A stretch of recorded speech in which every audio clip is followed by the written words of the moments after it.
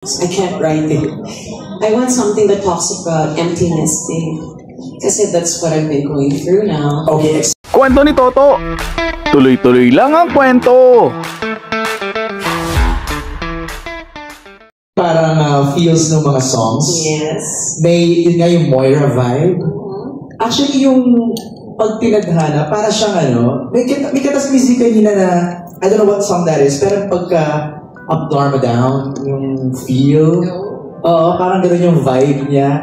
And also, Never Be Alone is written and composed by Jeremy G. Now that was commissioned for him. Oh. So when they asked me what kind of theme I wanted for sabi nga, Z, do you have a particular song in mind? Sabi ko, I can't write it. I want something that talks about empty nesting. Kasi that's what I've been going through now. Okay, explain to us what empty nesting is before we call in our press for Q&A. What's empty nesting? Yung empty nesting, pag yung umaalis na sa poder mo ang iyong mga anak. Nag-asawa or nagsosolo na. Anong pakiramdam nun, di ba? Kasi marami naman nakaka-relate yan. People who are my age or maybe a little younger than me na gusto na maging independent tong anak nila. Iniisip mo ba yung anak mo? Ganun. That's what it talks about. Pero what did you discover? I discovered that your son or daughter also feels the same way. Ganun din pala yung sentiment. Kasi when I asked Jeremy, how do you feel when you were writing this? Yeah, that I feel the same way. I miss my parents. I miss being in their care and love. Diba? Parang pag uwi mo daw, gano'n na.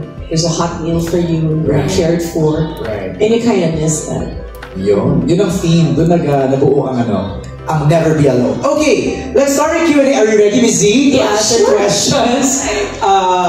Ang dami nang na-share ni Ms. Z, but she'd love to answer more of your questions. Let's start with this one.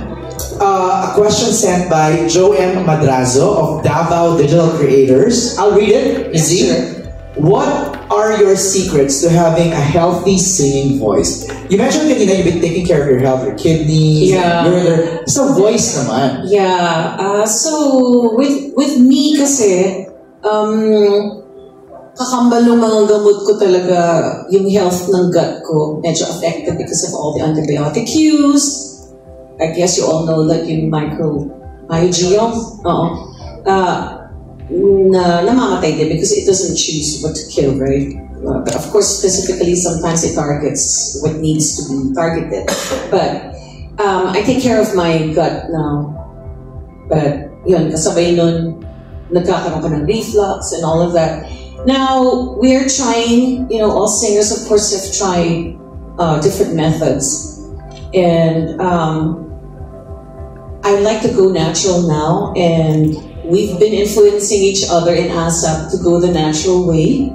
So bumalik ako in the 80s, nag-gargle ako ng hot water and asin. Yeah. Basic, ha? Ganun ka-basic in the morning. I start with that. So hot water and I gargle. Naalala ko lang, sabi ko, teka, di ba? Kasi ngayon, ang panahon ngayon, gamot ka na ng gamot eh. So let's go back to how it used to be. You survived those days anyhow. You drink salabat? I do. I do drink salabat, but specifically in the morning or sometimes it upsets your stomach also. But it's the only thing your stomach can take then, because it's not acidic. And then we have a spray now that we use, a vocal spray. A vocal spray? Yes, because I have asthma. I have really heavy asthma. My mouth tends to dry. That's why you always see me with a candy. And now I spray that before I sing. And we've been doing it. And I want to influence other singers.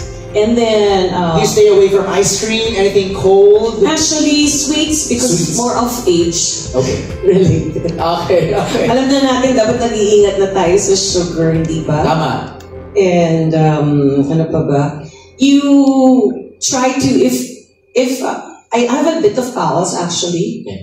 It's because I had a stomach flu during Monday, Thursday. Was it 2 weeks ago? Yes, 2 weeks ago. Yeah, and you have to rehabilitate your voice slowly. But then sometimes, when you're on stage, you're pushing more than you need to. So, and adrenaline also makes you, yes, diba? So, yun. In the mornings, I'm very disciplined. I guess more than ever. Because, alam niyo na to, when we were younger, hindi ka natutulog, puyat ka, kaya mong abutin lahat ng mga kanta mo. Iba talaga.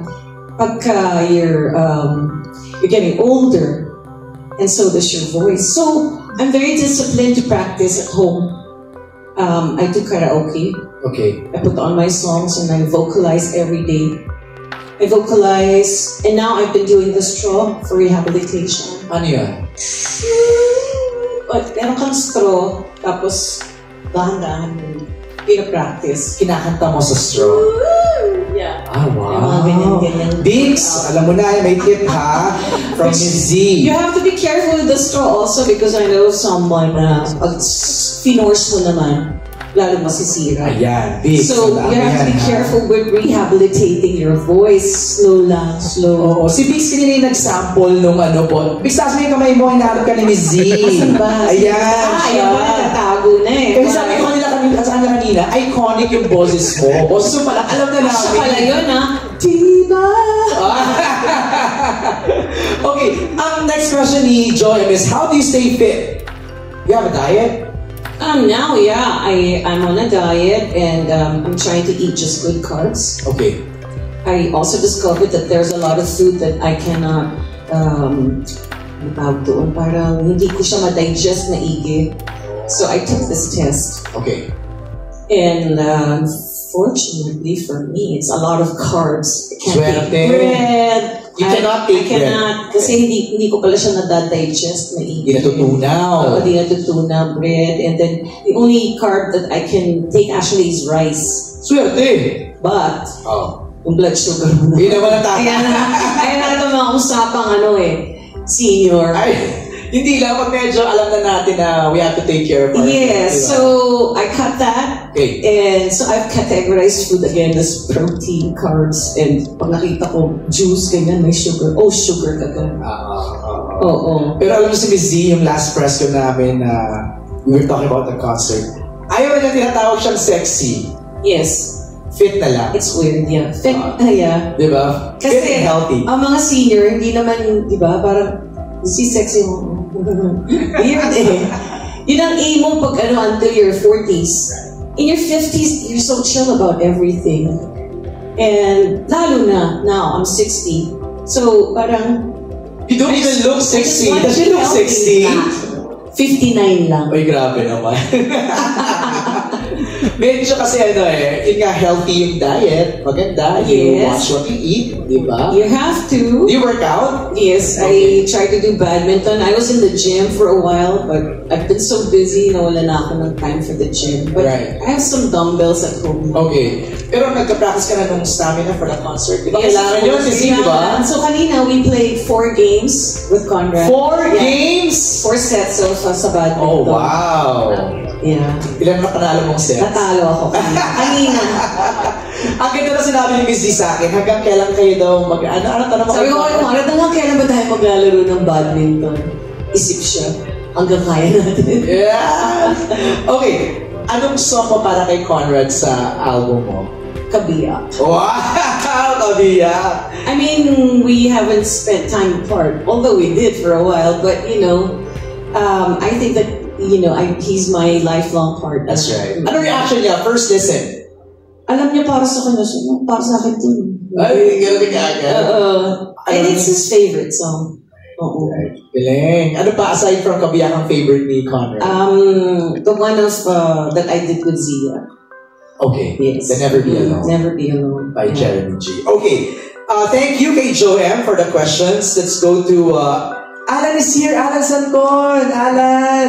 Can we have a mic for Alan, please? Paabot natin. Ayan. Thank you. Na kayo mahiya. Napaka-casual. Oo. Hindi naman tayo naka-live. Putura ng aking Okay, masyadong serious. Masaya tayo dapat. Diba?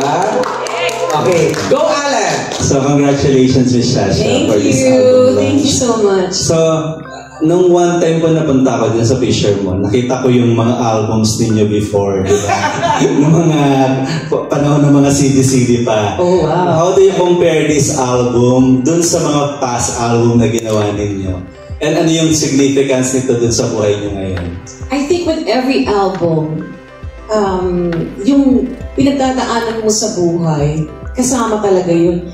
You know, there was a time when a lot of my albums were digitized and they made me listen to it. Oh my God, my whole life flashed before my eyes. Sabi ko, may kakabit pala talaga ang bawat kanta. Pag narinig mo, it gets you back in time. Ano ba itong nangyayari sa buhay ko ng mga panahon na yun? So talagang grabe, all my eyes out. I really cried. So I think it's the same for a lot of people. When you hear a song, it takes you back. Diba? Lalo na kung in love ka ng time na yun. Mas maganda because you're walking on air, diba? Talagang... What's that song na dati, pinarinig mo, just, sorry, but can't help it, but just really get emotional? A lot, I can't think of one particular song, sorry. There's not one song. Ano, what's your favorite song ni Miss Z? Yung, ano ba yung title nun? Pareho tayo mahina rin sa title. yung one word lang. Hiram? Hiram, oh. Hiram, yes. Oh. I'll tell you about that song. Sige po. So, when I recorded that, napaka-strict ni George Canseco. Sabi niya, gawin natin to sa theme song. So he doesn't play the piano, but it was somebody else who was playing. And then, he was composing it right before me, my very eyes. Yes, in front of me, he was creating a song. And he knew the theme. So he was just like, casual lang. And then let's record it. So when we were recording, he was very strict about how you syllabicate the words. Kasi like, you cannot say hiram. Like now, we would bend, allowed yun. It used to be so strict, hiram, okay. And sabi niya sa recording, mag-imagine ka lang na nangyayari sa buhay mo yan. So ako naman siya, pa-acting. Ilang taong ka nito? 19 or 18. Very innocent, but married. So little did I know that years later, I would be able to personally connect with the song because of what I was to experience. Yung ganun ba? Hindi mo ina-expect parang life imitating art. Right. Usually, gano'n naman talaga di ba? Alan, you have another question for Miss Z? Gusto ko lang sanang marinig ng live na marinig yung hiram na yun. Yung kahit yung chorus lang po, para naman, kaya po ba?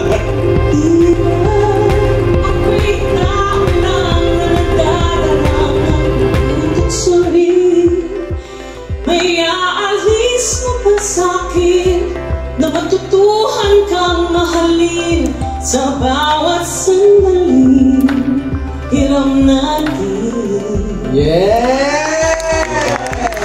Kaya ko naging favorite yun. Ikaw naman daw, Alan. Ano yung sample?